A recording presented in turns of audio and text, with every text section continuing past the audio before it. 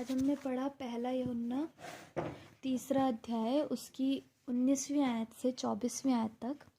यहाँ पर ऐसे लिखा है, इसी से हम जानेंगे कि हम सत्य के हैं और जिस बात में हमारा मन हमें दोष देगा उसके विषय में हम उसके सामने अपने अपने मन को ढांढस दे सकेंगे। इसी से हम जानेंगे, किससे हम जानेंगे? जब हम आपस में एक दूसरे से क्या रखेंगे? प्यार रखेंगे। क्योंकि जब से हम तीसरा अध्याय पढ़ रहे हैं तब से हम यही पढ़ रहे हैं कि हम क्या रखें? आपस में प्रेम रखें। जैसा उसने हमसे प्रेम रखा है वैसे ही हम आपस में एक दूसरे से प्रेम रखें। कोई भी एक दूसरे से बैर नहीं रखे, एक दूसरे का बुरा नहीं चाहे। तो जब हम ऐसे चलेंगे कि हम एक आपस में प्रेम रखेंगे, किसी का बुरा नहीं चाहेंगे, तो उससे ये पहचान होगी कि हम किसके हैं? सत्य के हैं, हम यीशु के हैं। और जिस बात में हमारा मन हमें दोष देगा, कई बार क्या होता है ना, हमको हमारे मन से ऐसा आता है कि हमारे अंदर तो ये कमी है, हम तो ऐसा नहीं कर सकते, हम ऐसा कैसे कर लेंगे। जैसे मूसा के बारे में हम देखते हैं, हमने ऐसा गलत किया। मूसा के बारे में हम देखते हैं तो मूसा क्या कहता है? परमेश्वर उससे कहता है कि तू मेरी प्रजा को, इज़राइल को क्या करेगा? तू वहाँ से छुड़ा के लेकर आएगा, तू उनकी अगुवाई करेगा। मूसा कहता है मैं कैसे जाऊँगा राजा के पास, मैं तो क्या हूँ? बोलने में भद्दा हूँ। और उसको डर भी था कि उसने वहाँ पे मर्डर किया है और सब लोग जानते हैं कि उसने एक मिस्री को मारा है। तो उसके अंदर एक डर भी था, है ना। उसका मन उसे क्या दे रहा था? दोष दे रहा था। लेकिन अगर हम सत्य में होते हैं तो जिस बात के विषय में हमारा मन हमें दोष दे रहा होता है ना, कि तेरी ये कमज़ोरी है, हमारा मन हमें हमारी कमज़ोरियाँ बता रहा होता है, वही वो जो प्यार हमारी ज़िंदगियों में है परमेश्वर का, वो हमें हिम्मत देता है कि हम परमेश्वर के सामने आ सके। क्योंकि हम जानते हैं कि हमारा परमेश्वर क्या करता है? हमसे प्यार करता है और हमारी कमज़ोरियों को भी वो ताकत में बदलने की सामर्थ्य रखता है। तो जो भी यहाँ पे 20वें आयत में लिखा है, क्योंकि परमेश्वर हमारे मन से बड़ा है और सब कुछ जानता है, वो हमारी कमज़ोरियों को भी जानता है। हमारा मन भले ही हमें दोष दे रहा हो कि तुम ऐसा नहीं कर सकते, तुम्हारी ये कमज़ोरी है, तुम्हारी ये कमी है, लेकिन परमेश्वर उन चीज़ों से बड़ा है और वो सब कुछ कर सकता है, सब कुछ जानता है। जैसे मेरे को सब लोग बोलते थे तेरी आवाज़ कानों में चुभती है, मेरा बहुत ऐसे मजाक बनाते थे, है ना। कई बार अजीब सा भी होता था कि अरे यार मेरी आवाज़ चुभती है, सही में ऐसे ऐसे बोलती हूँ मैं, हैं। लेकिन परमेश्वर ने क्या किया? वो जिसकी आवाज़ भी चुभने वाली थी, जिसे सही से गाना भी नहीं आता था, है ना, मैं बिल्कुल ऑफ गाती थी, है ना, ऐसी तो गाती थी, कभी कहीं ऊंचा कहीं नीचा, और बहुत ऐसा ही गाती थी। लेकिन परमेश्वर ने आज क्या किया? परमेश्वर ने मुझे वो दान दिया कि मैं गानों को लिख भी सकूं, उनकी कंपोजिंग भी कर सकूं और उन्हें गा भी सकूं, है ना। तो कई बार मुझे ऐसा लगता है, जब मैं बिना ऐसे ही गा रही होती हूँ तो कई बार लगता है मैं कितना गंदा गा रही हूँ। और जब मैं पवित्र आत्मा में हो करके ऐसे मन से खुदा बाप के साथ कनेक्शन बना के स्तुति कर रही होती हूँ, तो मुझे खुद को ही लगता है यार मैं कितना सही गा रही हूँ। तो वो चीज़ की जहाँ पे हमारा मन भी हमें दोष दे रहा होता है ना, कि ये चीज़ मैं कर नहीं सकती हूँ, ये फिर भी मैं कर जा रही हूँ। क्यों? क्योंकि परमेश्वर क्या करता है? हमारे मन को जानता है और हमारे मन से कहीं बड़ा हमारा क्या है? परमेश्वर है।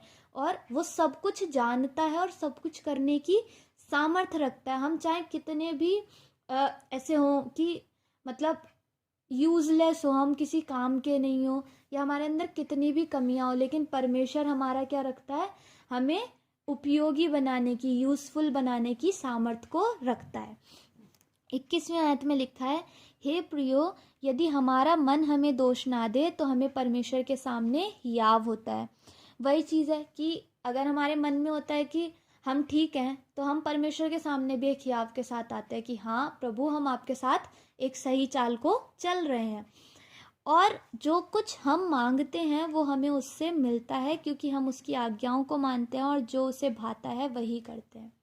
वही चीज़ की अगर हम एक सही चाल को चलते हैं तो हमारा मन भी हमें क्या नहीं देता है? दोष नहीं देता है। क्योंकि वचन में एक जगह पर लिखा है, जो आयत में, कि अविश्वास के कारण जो इज़राइली थे वो कनान में प्रवेश नहीं कर पाए, क्योंकि उनके अंदर क्या था, उनका मन उन्हें दोष दे रहा था, अरे हम तो कमज़ोर हैं, वो यरीहो के लोग तो बहुत ताकतवर हैं, कनान के लोग तो बहुत ताकतवर हैं, वहाँ जो जातियाँ रहती हैं वो तो हमसे बहुत ज़्यादा कई गुना सामर्थ्य हैं। उनका मन उन्हें दोष दे रहा था। वो किस पर विश्वास नहीं कर रहे थे? परमेश्वर पर विश्वास नहीं कर रहे थे। वो उनको परमेश्वर के सामने आने का भी हियाव नहीं होता था। जब परमेश्वर सीनै पर्वत पर उतरा और परमेश्वर ने इजराइलियों से बातें करी, तो उन्होंने मूसा से कहा कि भाई तू ही परमेश्वर से बातें किया कर, हमें परमेश्वर से बातें नहीं करनी है, क्योंकि हम क्या करते हैं, डरते हैं परमेश्वर की आवाज़ से, है ना, हम मर जाएंगे, हैं। तो उनके अंदर हियाव ही नहीं हुआ, उनका मन ने उन्हें इतना दोष दे दिया, उनके मन ने उन्हें इतना कमज़ोर बना दिया कि उनको परमेश्वर के सामने आने का भी हियाव नहीं हुआ, उन्हें परमेश्वर की बातें सुनने का भी हियाव नहीं हुआ। और उनके मन के दोष देने के कारण उनके अंदर जो अविश्वास आया, उस अविश्वास के कारण वो कनान में प्रवेश नहीं कर पाए।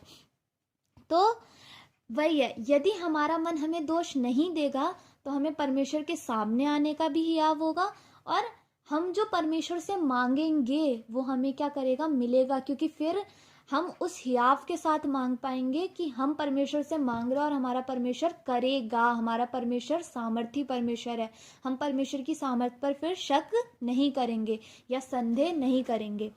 और लिखा है, क्योंकि हम उसकी आज्ञाओं को मानते हैं और जो उसे भाता है वही करते हैं। आज्ञा क्या परमेश्वर की? 23वीं आयत में लिखा है, उसकी आज्ञा ये है कि हम उसके पुत्र यीशु मसीह के नाम पर विश्वास करें और जैसा उसने हमें आज्ञा दी है उसी के अनुसार आपस में प्रेम रखें। वापस से वही, पूरी बाइबल को हम पढ़ लें, पूरी बाइबल में हमें परमेश्वर का प्रेम दिखाई देता है हमारे प्रति। परमेश्वर ये चाहता है कि हम उससे प्यार करें और परमेश्वर ये चाहता है कि हम आपस में प्यार से रहें।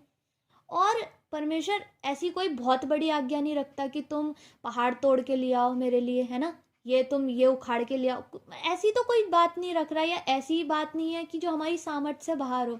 लेकिन क्या है कि तुम मुझसे पूरे अपने मन के साथ, अपनी पूरी सामर्थ्य के साथ, अपनी पूरी शक्ति के साथ, है ना, अपनी पूरी बुद्धि के साथ मुझसे प्रेम रखो और आपस में एक दूसरे से अपने से बढ़कर के प्रेम रखो। परमेश्वर की यही आज्ञाएं हैं। और वचन बताता है पूरी व्यवस्था का सार इन 2 आज्ञाओं के ही भीतर है।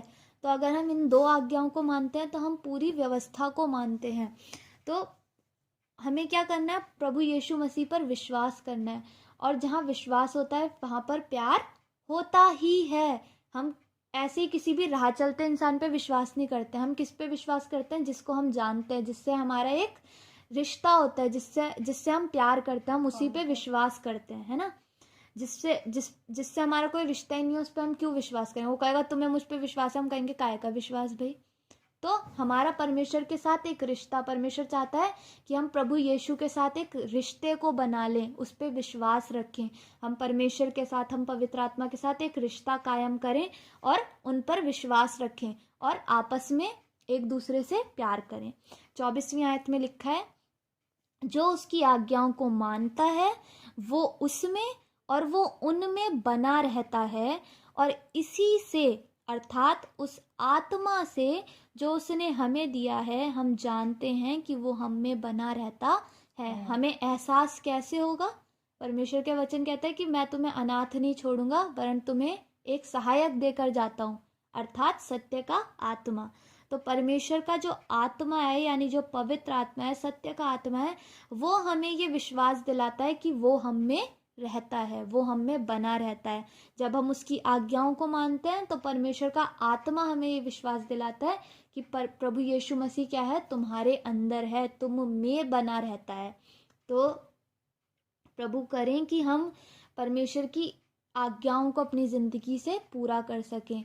हम परमेश्वर के साथ, प्रभु यीशु मसीह के साथ, पवित्र आत्मा के साथ एक रिश्ता कायम करें, एक व्यक्तिगत रिश्ता। ये नहीं कि मेरे पापा विश्वास करते हैं, मेरी मम्मी विश्वास करती है, मैं काहे को विश्वास करूं, वो लोग विश्वास करते हैं मैं बच जाऊंगा। नहीं, हमारा एक पर्सनल रिश्ता होना बहुत ज़रूरी है? अगर हमारा पर्सनल रिश्ता नहीं है तो फिर हम मतलब हम खोए हुए ही रहेंगे संसार की बातों में। हमारे अंदर हमारा प्यार है ही नहीं। हाँ बिल्कुल, हम वो प्यार नहीं कर पाएंगे। तो हमारा एक पर्सनल रिश्ता परमेश्वर के साथ होना चाहिए, और परमेश्वर से जब वो रिश्ता होगा तो हम परमेश्वर से अपने आप ही प्यार करेंगे, और हम एक दूसरे से अपने से प्यार करें, अपने से बढ़ कर के प्यार करें, और हर गुनाह से बचे रहेंगे। जब परमेश्वर का प्यार और डर हमारे अंदर होगा तो हर गुनाह से भी बिल्कुल बिल्कुल। जब हम परमेश्वर से प्यार करेंगे तो हम परमेश्वर की बातों को भी मानेंगे, है ना। जिससे हम प्यार करते हैं हम उसकी बातों को ऑटोमेटिकली करने लगते हैं। इंसान अपने आप ही करने लगता है कि जिससे प्यार करता है कि भाई मेरी मम्मी को ये चीज़ पसंद नहीं है, मेरे पापा को ये चीज़ पसंद नहीं है, या जिनसे मैं प्यार करती हूँ उन लोगों को ये चीज़ पसंद नहीं है, मैं नहीं करूँगी, है ना। और जिससे प्यार करता है वो उसकी हर बात मान लेता है ना, और बहुत आसानी से मान लेता है। फिर उसके लिए मुश्किल नहीं होता है। जहाँ प्यार होता है उसके लिए उस इंसान की बात को मानना मुश्किल नहीं होता, चाहे चाहे वो कितना ही मुश्किल, हमारे लिए कितना घाटा उठाया, अपनी जान दे दी। तो वही चीज़, तो हमें क्या करना है, आपस में भी एक दूसरे से प्यार रखना है और परमेश्वर से भी प्यार रखना है। इस मतलब पूरे अध्याय से, इस आज के ही वचन से नहीं, इस पूरे अध्याय से हम यही सीखते हैं कि हम परमेश्वर से प्यार रखें और आपस में एक दूसरे से प्यार रखें। तो परमेश्वर हम सभी को आशीष दें और अपनी महिमा के लिए इस्तेमाल करें। आमीन।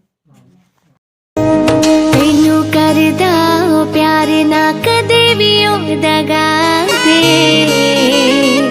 छड़ दुनिया दा साथ हाथी सुनू फड़ा दे। तैनू करदा प्यार ना कदे भी दगा दे, छड़ दुनिया दा साथ हाथी सुनू फड़ा दे। छड़ दुनिया दा साथ हाथी सुनू फड़ा दे।